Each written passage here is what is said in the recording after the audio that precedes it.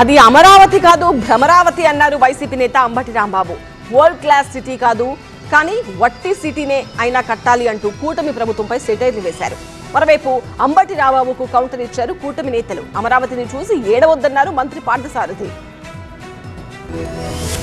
AP ముఖ్యమంత్రి చంద్రబాబు విధానాలతో AP తీవ్రంగా నష్టపోతోందన్నారు మాజీ మంత్రి అంబటి రాంబాబు.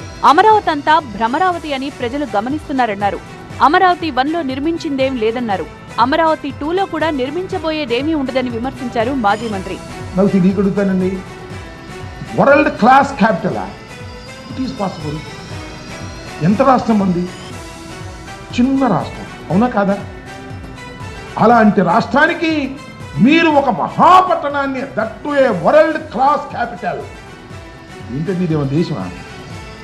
అప్పటికే రాష్ట్రం ఆదాయాలు ఎంత, దాని కెపాసిటీ ఎంత? అమరావతి నిర్మాణం పేరుతో దోపిడీకి పాల్పడుతున్నారని విమర్శించారు. అమరావతిపై ఇప్పటికే 52,000 కోట్ల అప్పు చేశారన్నారు. ఈ అప్పులు ఎవరు తీర్చుతారని ప్రశ్నించారు.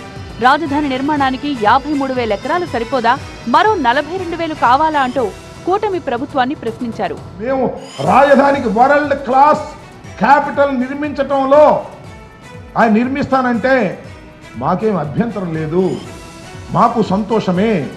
కానీ సాధ్యం కాదు, సాధ్యం కాదని అమరావతి 1 నిరూపించింది.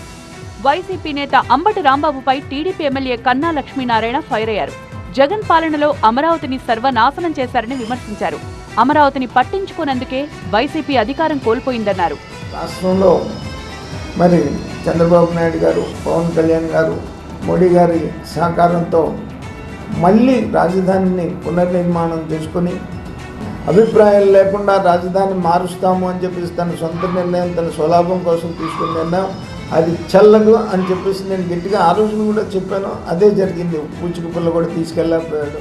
మరోవైపు అమరావతి రీలాంచ్ కి ప్రజల నుంచి వచ్చిన ఆదరణ చూసి విపక్ష నేతలు తట్టుకోలేకపోతున్నారని మండిపడ్డారు కూటమి నేతలు.